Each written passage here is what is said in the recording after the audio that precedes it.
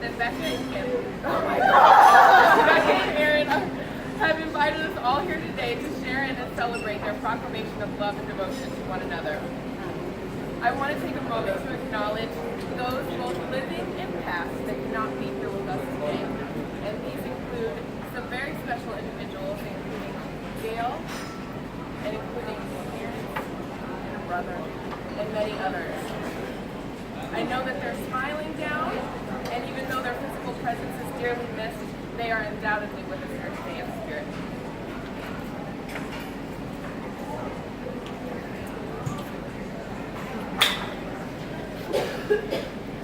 So I want to begin with a story.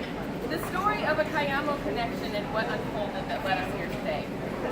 It was a cayamo in 2014, and Becca was at one of her several favorite boat days at the Sky Bar. But that evening, Becca wasn't her usual jovial self. In fact, she was mourning the loss of her beloved Eagle Nelson. Erin and her friend Jessica were wandering the boat and happened upon a tear from Becca. They introduced themselves and chatted a bit, and as Erin was leaving, she reached out and wiped the tears from Becca's face. Becca, self-aware, even after a few drinks, acknowledged that she may not have the best memory of their meeting and asked Erin to make sure to reintroduce herself again should they meet on the boat. And meet again they did, in the buffet line. The reintroductions were made, and those would be the last reintroductions necessary. The wheels were in motion and headed for something great. It wasn't long before Becca was hooked, and we know that when Becca sets her mind to something, very little can stop her from making that happen. And she set her mind to spending more time with Erin. She had several strategies, one of which may or may not have included counterfeiting brandy tickets to finagle a seat to the next to Erin. And when something is meant to be, it is. The plan worked. They sat together and held hands, listening to the magic of the music that had brought them together. Fast forward to the real world. Once off the boat, Becca couldn't stop thinking about Erin. Her friends were advising how to handle the situation, which included waiting 3 days to make any contact. But Becca chose her heart over their advice, and she contacted Erin right away. Becca's strategy worked and landed her a real first date. Erin made the long drive from New York to D.C. Both were nervous and excited about getting to see each other in person again. Becca may or may not have also been excited about the possibility of a little something else. I won't divulge the details, but suffice it to say that things went well, because when something is meant to be, it is. 1 year later, the two found themselves on the boat again. And like many a good cayamo story, this one involved a casino, where Becca dropped to one knee. She may or may not have had a ring, or she may not have had a ring, but that didn't stop her from proposing. Of course, Erin accepted. And that same night, once back in the room, Erin went to the safe and pulled out 2 rings of Mar-a-Lago Larimar, a stone found only in the Caribbean, that she intended to use to propose to Becca. Just one more sign that when something is meant to be, it is. Fast forward 2 years later, and so we are gathered here today to witness and celebrate their declaration of lifelong love and commitment to one another. As it is, love brings us here today. Love is a force of nature. However much we may want to, we cannot command, demand, or take away love any more than we can command the moon and the stars and the wind and the rain to come and go according to our whims. Love is bigger than you are. You can invite love, but you cannot dictate how, when, and where love expresses itself. In the end, love strikes like lightning, unpredictable and irrefutable. Love comes without conditions, stipulations, agenda, or codes. Like the sun, love radiates independently of our fears and desires. Love is inherently free. It cannot be bought, sold, or traded. You cannot make someone love you, nor can you prevent it for any amount of money. Love cannot be imprisoned, nor can it be legislated. Love is not a substance nor a commodity. Love has no territory and no boundaries. Love cannot be turned on as a reward. It cannot be turned off as a punishment. True love is delivered when it springs freely from the heart. Love is accepting, but does not allow destructive behaviors to go unchecked. Love speaks out for justice and protests when harm is being done. Love allows room for all emotions to be expressed and released. Love cares what becomes of you, because love knows that you are interconnected. Love is inherently compassionate and empathic. Love knows that the other is also oneself. This is the true nature of love. It cannot be manipulated or restrained. Love honors the sovereignty of each soul. Love is its own law.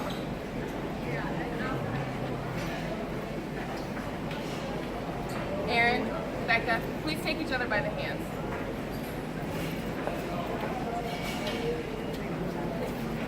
All moments are fleeting, including precious, momentous ones such as these. Let us now take a moment to pause and be fully present in this occasion. Feel these hands. Give each other a squeeze. These are the hands of your best friend, your lover, your confidant, and your ally. These are the hands that will embrace you through illness and trials, like when demons come knocking, dealing with the loss of a loved one, or working through chronic pain. These are the hands that will high-five you in times of celebration, like when you give a new pup a forever home, or score yet another Brandy autographed and picture. These are the hands that will work together to bring out the best in one another, help you reach your potential, and to know what the other needs, even if they may not know it at the time themselves. Now look into each other's eyes. These are the eyes that see through to your very being, loving you for everything you are. Becca, your shenanigans like trying to smuggle a stray dog on the boat. Aaron, you're cackling and laughing a little too long and loud at your own jokes. That was from Becca.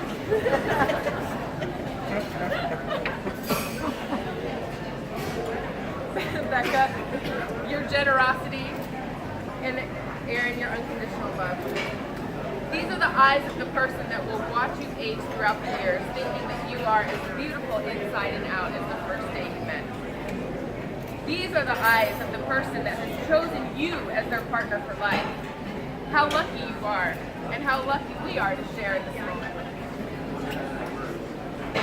At this time, I'd like to ask Becca and Aaron to exchange their vows. Who would like to go first?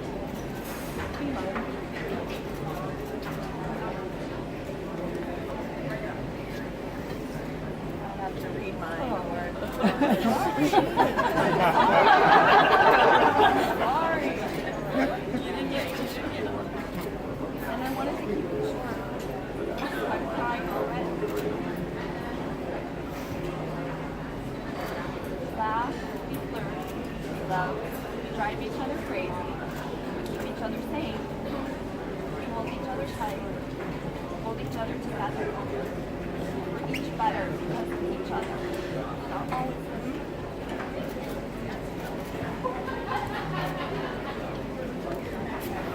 Each of you in the audience is here today because you bring something special to the lives of Aaron and Becca. Whether you're family or friend, old or new, you have a special place in their hearts, and therefore you have a special purpose.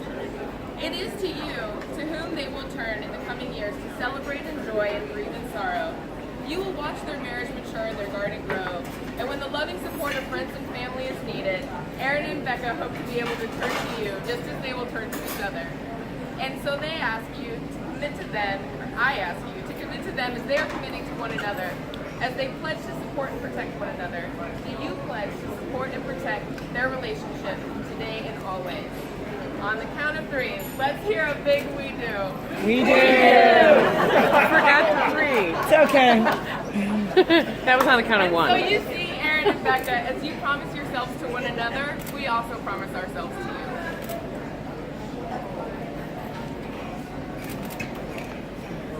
All right.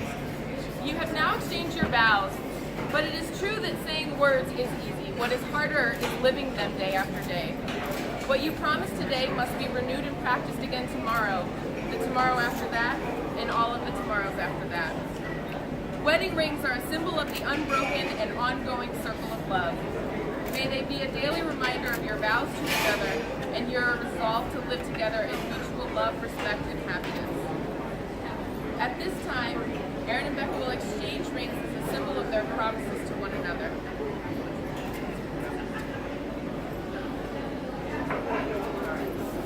Becca, please place your ring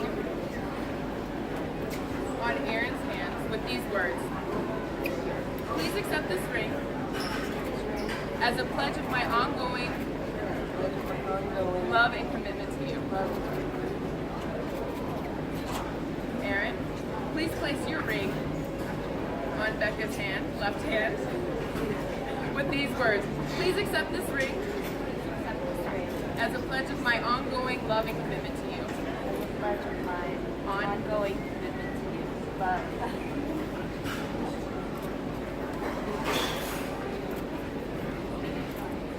All right, we're getting very close now. But before we make the pronouncement, I want to offer you these wishes for your marriage. May you need one another, not to fill your emptiness, but to know your fullness. Not out of weakness, but to know your strength. May you embrace one another, not by suffocating one another, but through your reassuring presence, not gingerly, but freely and wholeheartedly. May you want one another, not out of lack, but desire, not out of greed, but of the wish to share in one another's gifts. May you entice one another, not by compelling, but by inviting, not through manipulation, but through the attractiveness of your individuality. May you be patient with one another, not out of labor, but with compassion and understanding that each other is trying their best. May you communicate with one another, not through eye-rolling and shrugs, but with measured words, not to hear yourself, but to listen to the other. May you compromise with one another, not begrudgingly, but because you know you will emerge stronger. Not by giving up yourself, but realizing there are many paths to a destination. May you give thanks for one another, not out of obligation, but because it is deserved, not superficially, but with presence and sincerity.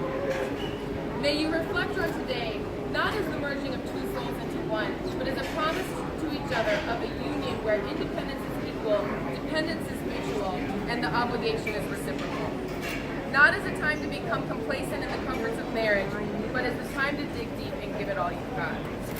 May you bring to your marriage all that you are and have to offer, and may your marriage bring to you all the exquisite excitements of marriage can bring.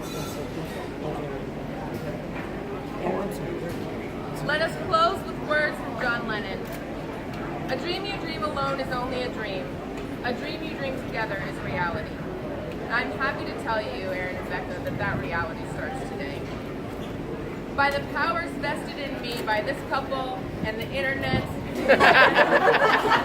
I now pronounce you Mrs. and Mrs. Peacock.